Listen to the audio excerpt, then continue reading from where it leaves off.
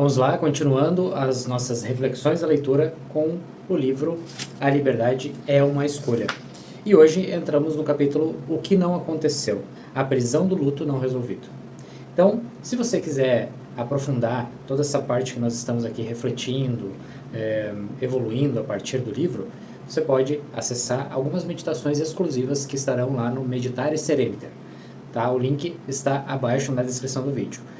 Fim de ano, início de um ano novo, tem o calendário energético. Então, se você quiser aproveitar alguns benefícios e descontos especiais, também o link está na descrição. Você clica ali e se informa mais. O calendário é só R$26, mas os benefícios e as promoções valem muito mais do que esses R$26, tá bom? Então, vai lá e adquira o seu. Vamos começar. Um dia, atendi duas mulheres em sequência, uma atrás da outra. A primeira tinha uma filha hemofílica que estava morrendo no hospital. Ela chorou a sessão inteira, intensamente comovida pelo sofrimento da filha. A segunda paciente veio direto do clube. Também passou a hora inteira da consulta chorando. Estava chateada porque seu novo Cadillac tinha acabado de ser entregue e não tinha o tom de amarelo que ela queria. Aparentemente, sua reação era desproporcional e as lágrimas não se justificavam. Mas é comum que decepções mínimas representem uma dor bem maior. A sensação de perda não tinha a ver com o Cadillac. O real motivo era sua relação com o marido e o filho, e a angústia e o ressentimento que sentia por seus desejos em relação à família não serem satisfeitos. Essas duas mulheres me fizeram lembrar de um dos princípios fundamentais do meu trabalho. O que acontece quando uma experiência universal da vida não sai como queremos ou esperamos. A maioria das pessoas sofre porque tem algo que não quer ou quer algo que não tem. Toda terapia trabalha com o sofrimento. É um processo de confrontar uma vida em que se espera uma coisa e se consegue outra, ou uma vida que lhe traz o inesperado e imprevisto. É isso que a maioria dos soldados enfrenta em combate. Atendi muitos veteranos de guerra ao longo da minha vida profissional e eles quase sempre dizem a mesma coisa, que haviam sido enviados para um lugar sem receber o devido preparo e que lhes disseram uma coisa e encontraram outra. O sofrimento, muitas vezes, não tem relação com o que aconteceu, mas sim com o que não aconteceu. Quando Marianne foi ao seu primeiro baile de formatura, num lindo vestido de seda cor de laranja, Bella disse a ela: "Divirta-se, querida. Quando sua mãe tinha a sua idade, estava em Auschwitz e os pais dela estavam mortos." É meio pesado, né, para um pai falar, mas... A raiva me deixou sem palavras. Meus filhos já sabiam que eu era uma sobrevivente, mas como ele se atrevia a sobrecarregar nossa filha com o meu passado? Como ele ousava arruinar a noite de Marianne com algo que nada tinha a ver com ela? Foi muito injusto e completamente inapropriado. Mas também fiquei muito chateada porque ele tinha razão. Eu não tive a chance de colocar um vestido de seda e sair para dançar. Hitler interrompeu a minha vida e a vida de milhões de outras pessoas. Sou prisioneira e vítima quando minimizo ou nego meu sofrimento. E sou prisioneira e vítima quando continuo me lamentando. A lamentação é o desejo de mudar o passado. É o que sentimos quando não conseguimos admitir nossa impotência diante de algo que já aconteceu e que não podemos mudar. Eu gostaria que minha mãe tivesse recebido uma orientação melhor quando sofreu uma perda súbita aos 9 anos. Ela acordou e descobriu que a mãe, que dormia ao seu lado, estava morta. O corpo já estava frio. O enterro foi naquele mesmo dia. Ela não teve tempo para chorar pela mãe. E, bem mais tarde, era nítida sua dificuldade em lidar com esse luto não resolvido. Minha mãe foi obrigada a assumir imediatamente a responsabilidade de cuidar dos irmãos mais novos e de cozinhar para a família. Assistiu a seu pai se afundar em álcool para aliviar o sofrimento e a solidão. Quando se casou e se tornou mãe, sua tristeza havia se consolidado. O choque e a angústia da perda precoce a tinham aprisionado. Ela pendurou um retrato da mãe na parede acima do piano e conversava com ela enquanto fazia o serviço da casa. Na trilha sonora da minha infância, ouço minha irmã Clara praticando violino e minha mãe pedindo ajuda e força à minha avó. Seu luto era como um quarto filho sempre precisando de atenção. É saudável passar por todas as fases do luto, Tristeza, raiva, impotência. Mas minha mãe ficou presa nesse círculo vicioso. Quando vivemos um luto não resolvido, é comum sentirmos uma raiva incontrolável. Lorna tinha um irmão que bebia muito. Uma noite, ele saiu para caminhar, foi atropelado e morreu. Passado um ano, ela ainda sente dificuldade para aceitar que ele se foi. Eu disse a ele várias vezes para não beber. Ela repete: por que não me escutou? Era para ele me ajudar a cuidar da nossa mãe. Como pôde ser tão egoísta? Lorna não tem como mudar diversos fatos. O alcoolismo do irmão, a insistência dele em beber apesar das intervenções da família, e de ele haver morrido por estar embriagado. Ela não pode mudar nada do que aconteceu e tem dificuldade em aceitar a sua impotência. Quando meus netos eram pequenos, um coleguinha deles foi atropelado quando andava de bicicleta uma tarde e morreu. Pediram que Mary Ann conversasse com a turma dos filhos para ajudá-los a processar todos os sentimentos complexos que vêm com a perda. A maioria, como isso nos obriga a um acerto de contas com nossa própria mortalidade e com a fragilidade da vida. Ela se preparou para enfrentar a tristeza e o medo das crianças. No entanto, a reação que a impressionou não foi a angústia, mas a culpa. Eu podia ter sido mais legal com ele, diziam.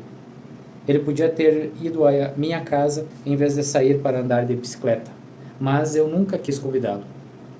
Os alunos enumeraram todas as formas como eles poderiam ter evitado a morte do menino. Ao se considerarem responsáveis, eles buscavam assumir o controle da situação, mas a verdade é que enquanto continuassem a se culpar, estariam evitando o sofrimento. Nós não temos controle, mas gostaríamos de ter. Viver o luto significa tanto se libertar da responsabilidade por todas as coisas que não lhe competem, quanto aceitar escolhas que não podem ser desfeitas. Mary Ann ajudou as crianças a identificar as escolhas que elas não podiam controlar, a decisão do menino andar de bicicleta naquele dia, o caminho que ele escolheu, no que ele estava ou não prestando atenção quando saiu da calçada para a rua, o que tirou a atenção do motorista do carro quando entrou no cruzamento. E ela ajudou as crianças a lidarem com a sensação de remorso pelas próprias escolhas. As festinhas de aniversário e os convites para passar a noite que elas não haviam feito ao menino, os comentários debochados, as situações em que deram risada ou se mantiveram em silêncio quando ele era alvo de alguma gozação. Este é o trabalho possível no momento. Ficar triste com o que aconteceu ou com o que não aconteceu. Admitir o que fez ou deixou de fazer. E escolher a reação no momento presente. Estar mais atento ao impacto que seu comportamento pode causar, magoando ou hostilizando alguém.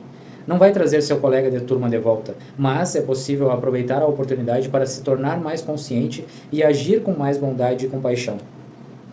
É muito difícil estar onde estamos, aceitar o passado, o presente e seguir em frente. Ao longo de 20 anos, Sue marcava uma consulta comigo no dia do aniversário de morte do filho. O rapaz se suicidou aos 25 anos com uma arma que a mãe guardava na mesinha de cabeceira. Ele está morto há quase tantos anos quanto o tempo que viveu. E Sue ainda sofre, presa a um implacável ciclo da culpa. Por que eu tinha uma arma? Por que não guardei a arma de maneira segura?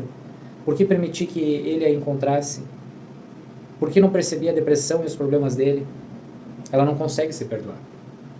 É claro que Sue gostaria que ele não tivesse morrido. Ela deseja apagar todos os fatores, grandes e pequenos, que podem ter contribuído para sua morte. Mas seu filho não se matou porque ela possuía uma arma. Ele não se matou porque algo que ela fez ou deixou de fazer. Ao manter a sensação de culpa, ela não precisa admitir que o filho morreu. Enquanto puder se culpar, ela não precisa aceitar o que ele escolheu fazer. Se ele pudesse ver o sofrimento da mãe, provavelmente diria: mãe, eu ia fazer isso de qualquer forma. Não quero que você vá comigo. É natural continuar chorando e sofrendo por aqueles que perdemos. É saudável se permitir ficar triste e aceitar que a saudade nunca vai passar. Fui convidada a dar uma palestra a um grupo de apoio para pais de luto, no qual as pessoas compartilhavam lembranças e fotografias, choravam juntas e se ajudavam. Foi bonito ver essa maneira conectada e solidária de viver o luto. Logo, percebi como poderia orientá-los para que houvesse uma liberdade naquelas vivências de luto. Por exemplo, as reuniões eram iniciadas com todos formando um círculo para que cada um se apresentasse e falasse do filho que havia morrido. Perdi minha filha para o suicídio, disse um deles. Perdi meu filho quando ele tinha 2 anos, contou outro. Todos usaram o verbo perder para descrever a morte. A vida não é feita de perdas e ganhos, disse a eles. Temos que comemorar que os espíritos de nossos entes queridos vieram até nós, algumas vezes por poucos dias, em outras por décadas, e precisamos aprender a deixá-los ir. Precisamos reconhecer a tristeza e a alegria que coexistem neste momento e que permeiam todas as nossas experiências. Os pais costumam dizer, eu morreria por um filho. Ouvi alguns pais do grupo de luto expressarem o desejo de trocar de lugar com seus falecidos filhos, de morrer para que os filhos pudessem viver. Depois da guerra, eu me senti exatamente assim. Teria morrido feliz para trazer meus pais e avós de volta. Mas agora eu sei que, em vez de morrer por meus mortos, posso viver por eles. E viver por meus filhos, netos e bisnetos, por todos os meus entes queridos que ainda estão por aqui. Quando não conseguimos nos libertar da culpa, nem aprendemos a conviver com o luto, prejudicamos nossos entes queridos sem ajudar em nada aqueles que morreram. Temos que nos desapegar dos mortos, parar de desenterrá-los toda hora e viver do melhor da... Temos que nos desapegar dos mortos, parar de desenterrá-los toda hora e viver da melhor forma possível para que eles possam descansar em paz. Sofia está num momento crucial de seu luto. Aí ela traz um caso contando, tá? No livro ela sempre dá um espacinho quando ela vai trazer um caso relacionado. Sua mãe era uma professora ativa e psicóloga reconhecida que terminou o mestrado aos 50 anos e se especializou na logoterapia criada por Viktor Frankl, uma teoria e método de orientar os pacientes a encontrar significado em suas vidas e experiências. Aos 70 anos, ela ainda trabalhava. Havia acabado de publicar seu primeiro livro quando começou a sentir dores nas costas. Era uma mulher muito saudável, tanto que Sofia não se lembra de a mãe ter sequer um resfriado na vida. De repente, ela passou a recusar comida e a evitar eventos familiares e sociais por causa da forte dor nas costas. Ela procurou um especialista que não encontrou nada errado. Depois, foi a vários outros médicos na tentativa de descobrir a origem da dor. Por fim, um gastroenterologista pediu alguns exames que revelaram o diagnóstico: câncer de pâncreas, estágio 4. Ela morreu um mês depois. Sofia passou 1 ano de luto fechado, chorando o tempo todo. O tempo amorteceu o choque e a enorme tristeza.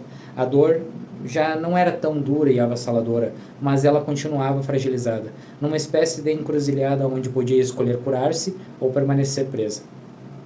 A palavra curar não significa superar a perda, mas sim que é possível estar ferida e plena, bem como feliz e realizada apesar da perda.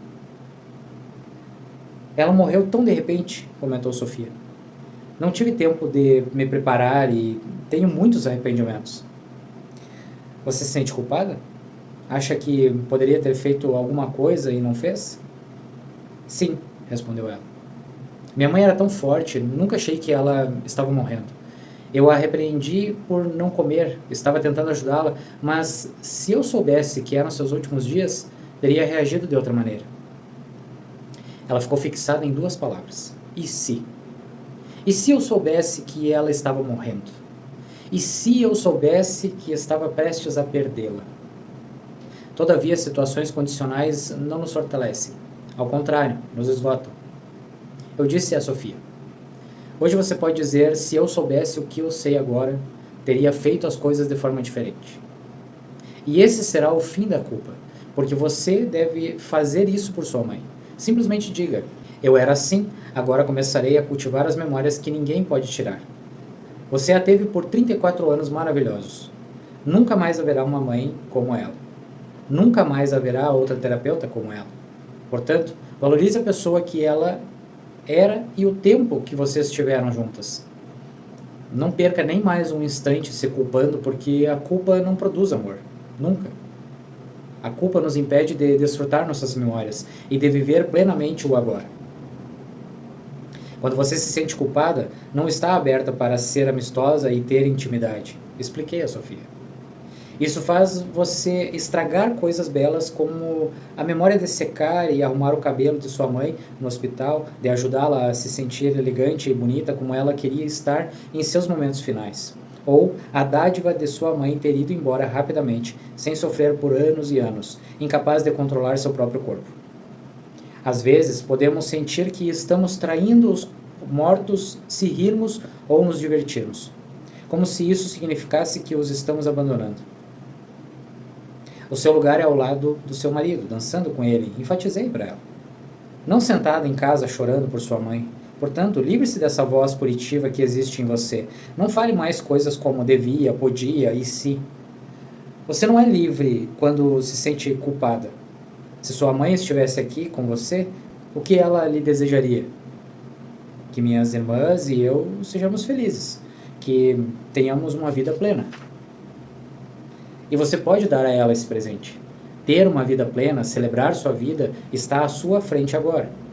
Eu a vejo piscando para você, encorajando-a. Portanto, seja presente na vida de suas irmãs e de seu marido. Amem-se uns aos outros. Lembre-se de mim quando fizer 92 anos, em como sua vida começou quando sua querida mãe morreu e você tomou a decisão de ter uma vida plena e de não ser vítima das circunstâncias. Sua tarefa agora é presenteá-la com a sua liberdade. O luto tem muitas camadas e nuances: amargura, medo, alívio, culpa, a culpa de sobrevivente, o questionamento existencial, a insegurança, a fragilidade. Nosso entendimento do mundo é interrompido e reorganizado. Discordo da expressão "o tempo cura todas as feridas". O tempo não cura todas as feridas. O que você faz com o tempo, sim. Algumas vezes as pessoas compensam a dor provocada pelo luto tentando manter tudo igual. Empregos, rotinas e relacionamentos permanecem estáticos. Mas depois de uma grande perda, nada permanece igual. O luto pode ser um convite para revermos as prioridades e nos reconectarmos mais uma vez com a alegria e o propósito. O luto também nos faz assumir o compromisso de sermos o melhor possível e de aceitarmos que a vida está nos indicando uma nova direção. Quando o sofrimento bateu à sua porta, o que pode acontecer com você, comigo e com todo mundo? Daniel não se contentou em viver de forma automática, fazendo sempre a mesma coisa. Ele estava pronto para mudar e reassumir o controle de sua vida. Segundo ele, algo difícil ou trágico pode acontecer e levar a pessoa a escolher se quer continuar da mesma forma ou mudar para melhor. O relato da perda de Daniel começou como uma história de amor. Ele conheceu Tracy aos 18 anos. Indígenas canadenses, os dois cursavam as mesmas áreas de estudo da universidade, ciência ambiental e estudos indígenas. Imediatamente viraram bons amigos, conversando por horas, relaxados e felizes na companhia um do outro. Agora Daniel se dá conta. Havia muita coisa que não falamos e que devíamos ter falado. Daniel tinha 25 anos quando eles se casaram, 30 anos quando nasceu seu filho Joseph. Eles se mudaram para a província natal de Tracy e foi aí que os problemas começaram. Tracy progredira muito no lado acadêmico e profissional, tanto que havia concluído o mestrado e começado o doutorado, e já era uma reconhecida especialista ambiental e consultora disputada. Mas a volta às origens evidenciou todas as razões que a tinham feito partir: alcoolismo desenfreado e consumo de drogas, assim como a violência e mortes.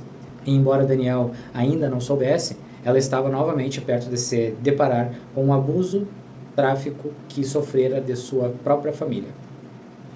Tracy entrou numa espiral destrutiva de bebida e agitação e acabou se separando de Daniel. Joseph tinha apenas 2 anos. O casal se esforçou ao máximo para criar o filho de uma maneira respeitosa, compartilhando a guarda e conseguindo não brigar na frente do menino. Mas a vida de Tracy foi ficando cada vez mais caótica. Ela teve a carteira de motorista suspensa, provavelmente Daniel presume por dirigir embriagado. Em várias ocasiões, ao deixar Joseph na casa da mãe, Daniel teve a impressão de que Tracy estava drogada. Ele a confrontou, falou de suas preocupações e ela admitiu que vinha enfrentando problemas pessoais complicados, mas que tudo estava sob controle. Certa vez, preocupado com o bem-estar de Tracy, Daniel deixou Joseph em casa com a babá e foi procurá-la. Ele a encontrou dormindo na casa de um parente de ressaca. Quando acordou, Tracy parecia perturbada. Ele se sentou na cama ao lado dela, que, aos soluços, revelou que, aos 12 anos, fora estuprada por membros de sua própria família.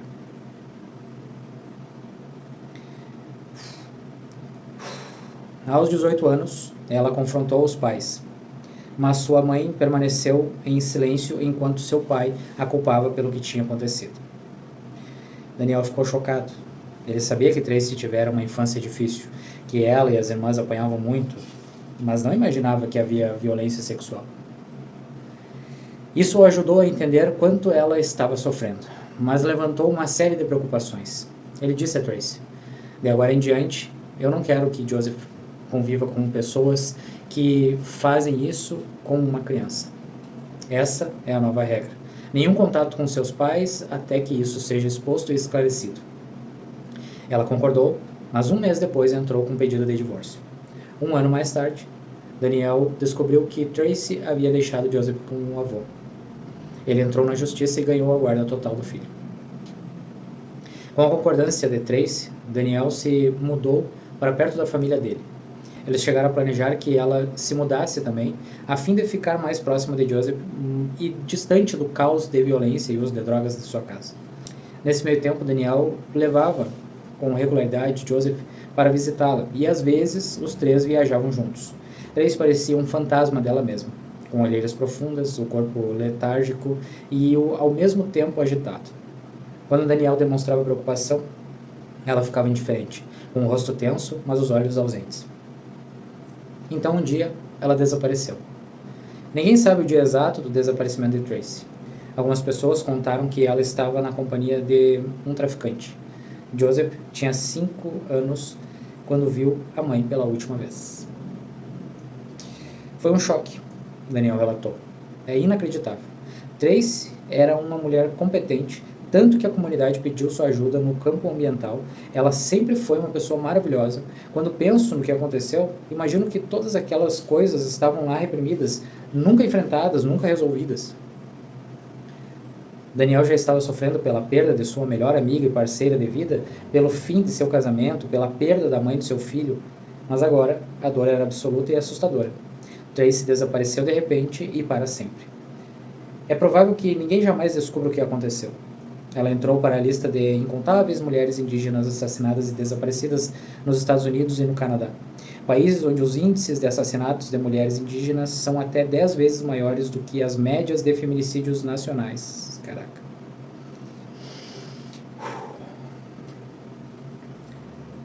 Se você está acompanhando os capítulos, eu já falei algumas vezes, tem alguns momentos assim que são densos no livro, tá? E para mim, e acredito que para você que está aí assistindo, escutando, também deve mexer, tá? Mas assim, vamos seguir? Vamos seguir, falta um pouquinho, tá, gente? Vamos lá. Daniel tinha a sensação de estar num círculo vicioso, pois não conseguia parar de pensar no quanto tinha falhado com Tracy. Todas as coisas dolorosas que ele tinha dito ou feito, todas as oportunidades que perdera ao não entender quanto ela devia se sentir sozinha e deslocada no mundo. Ele não imaginava que o desaparecimento de Tracy fosse reavivar o seu próprio sofrimento por coisas antigas que nem percebia que ainda o envenenavam por dentro, como o fato de não se aceitar quando criança, o racismo massacrante que sofreu na escola, os anos que passou se odiando e pensando em se suicidar, a dificuldade em comunicar seus desejos e limites. Daniel aprendeu a ser durão, seguir em frente, se isolar, esconder os sentimentos. Tudo em nome de continuar a vida. Era a mesma coisa agora. Pessoas bem intencionadas agora lhe diziam para aguentar firme e agir como um homem, que Tracy estava em paz, que Deus sabia o que fazia. Mesmo que isso seja verdade, não ajuda nosso corpo a se livrar da dor e da perturbação, disse Daniel. Eu conseguia trabalhar, rir e fazer as coisas, mas estava no piloto automático na maior parte do tempo, contou. Se algo desencadeava uma crise, a sensação ruim durava dias ou semanas. O mais triste de tudo era que Daniel sabia que não tinha condições de ajudar Joseph a entender suas emoções. A situação parecia não ter saída.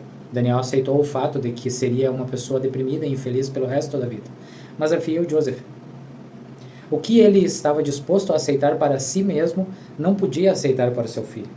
Seu amor por seu filho foi a salvação, um incentivo que permitiu a mudança. Para orientar melhor o filho, Daniel começou a ler sobre o luto. A leitura o levou a falar sobre o tema e ele passou a fazer terapia. Ao trabalhar a própria dor, encontrou uma nova vocação profissional. Graduou-se no curso de terapia do luto e vislumbrou a vida que almejava, acreditando e repetindo incansavelmente que ela aconteceria, mesmo que não soubesse como. Hoje em dia, Daniel trabalha no Departamento de Serviços Sociais para a Criança e a Família, além de coordenar grupos de luto para meninos nas escolas públicas, aconselhando adolescentes e crianças problemáticas. Muitas delas sob responsabilidade do Estado desde os 2 ou 3 anos. Daniel diz que parte do trabalho com o luto é manter-se em silêncio e apoiar quem sofre. Às vezes, ele leva os meninos para uma caminhada, ou acendem uma fogueira ao ar livre, ou se sentam em silêncio no McDonald's. Minha profissão me obriga a rever o que vivi, explicou ele.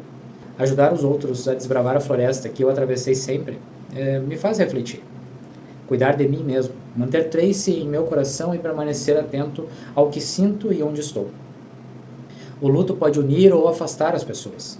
Daniel é um belo exemplo de como a dor pode nos apontar um bom caminho. A história dele nos relembra de que o luto não é algo que se vive só uma vez. O luto fará sempre parte de sua vida e de suas relações. À medida que Joseph crescer e amadurecer, Daniel terá que descobrir novamente como conversar com o filho a respeito da mãe. Sempre haverá perguntas sem respostas. Existem coisas que não têm explicação, nem adianta tentar. São muitas as razões para algo ter ou não acontecido e para nos questionarmos sobre onde estamos e por que fazemos o que fazemos. O luto nos força a esclarecer o que compete a mim, a você e a Deus. Quando uma garota em Auschwitz apontou para a fumaça subindo do crematório e falou: "Você pode começar a falar sobre sua mãe no passado? Ela já está morta?" Minha irmã Magda me disse: "O espírito nunca morre." Ela está certa. Quando dou uma palestra numa escola, faço isso por amor a meus pais, para manter viva a memória deles e para aprender com o passado de modo que ele não se repita. Eu converso com meus pais não da maneira desolada que minha mãe pedia ajuda à minha avó. Cultivo um lugar em meu coração onde seus espíritos ainda vivem. Eu os chamo para que saibam como minha vida é abundante e plena, para que vejam que eles possibilitaram crescer e prosperar no mundo. Herdei o gosto do meu pai para a moda e a alta costura. Então, toda vez que me arrumo para sair, digo a ele: "Papa, olhe para mim. Você sempre disse que eu seria a garota mais bem vestida da cidade." Vestir-me bem e me sentir feliz e ousada é como um ritual de celebração a meu pai. A minha mãe ofereço minha gratidão, por sua sabedoria e por ter me ensinado a encontrar meu poder interior. Agradeço até mesmo as vezes em que ela me disse que estava feliz por eu ser inteligente, porque não era bonita. Obrigada, mamãe, por fazer o melhor com o que você tinha. Obrigada pela força que você teve para cuidar do seu pai bêbado e devastado pelo luto, para alimentar e cuidar de sua família e da nossa. Obrigada por me inspirar a descobrir meus recursos internos. Amo você. Nunca a esquecerei. O luto é difícil, mas também pode trazer coisas boas. Você pode revisitar o passado, pode até abraçá-lo. Você não está preso no passado. Você está aqui, agora, e está forte. Você pode reconhecer o que foi e o que não foi. E pode se concentrar não no que perdeu, mas no que restou. A chance de viver cada momento como um presente, de aceitar o que é. Forte, né? Mas eu acredito que essas palavras vão ajudar você, se você estiver passando aí por uma perda recente. E aí agora ela traz a parte das estratégias para se libertar do luto não resolvido. Deixe os mortos em paz. O luto muda, mas não desaparece.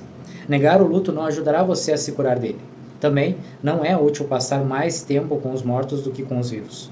Se alguém que você ama morreu, reserve 30 minutos todos os dias para honrar essa pessoa e sua perda. Pegue uma chave imaginária, abra a porta do seu coração e liberte a sua dor. Chore, grite e escute uma música que remete a seu ente querido, veja fotos, leia cartas antigas. Expresse e vivencie sua dor. Quando os 30 minutos acabarem, guarde seu amor em segurança dentro do seu coração e volte a viver. O espírito nunca morre. É possível que o luto nos guie numa direção positiva, a uma vida com mais alegria, significado e propósito. Converse com um ente querido que morreu. Diga que está grato pelas memórias que você cultivava, as habilidades que aprendeu com ele, os talentos que desenvolveu porque ele tocou a sua vida. Então pergunte: o que você deseja para mim? São bons exercícios, tá? Se você conseguir dedicar um tempinho para fazer. A minha ideia é que no Meditar em Serenity vai estar esse vídeo em breve, tá? Para ajudar também a se libertar do luto. Uma meditação que ajude a fazer isso, tá? Enfim. Bom, no próximo capítulo, capítulo 7, nada a provar, a prisão da rigidez. Então, espero que todo esse capítulo aí ajude você a superar seu luto, a você se libertar dele. E nos vemos no próximo capítulo. Até mais.